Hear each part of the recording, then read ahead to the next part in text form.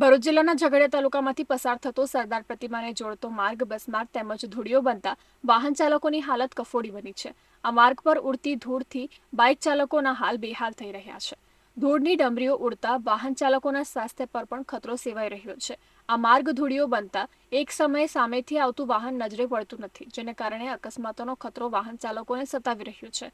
બિસ્માર માર્ગના કારણે વાહનોમાં પણ નુકસાન થઈ રહ્યું છે।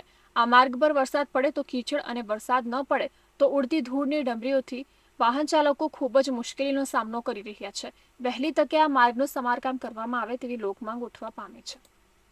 મારું નામ ધર્મેન્દ્ર ચૌહાણ, રાજપાડીના રહેવાસી।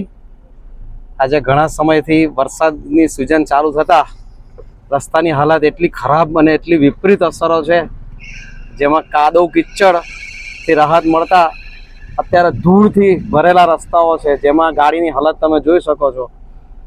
માણસે કેવી રીતે જીવવું એ જ આજે પ્રશ્નાર્થ થઈ ગયો છે। ગંભીર સમસ્યાઓ ઊભી થઈ રહી છે, સ્વાસ્થ્ય માટે બી હાનિકારક છે।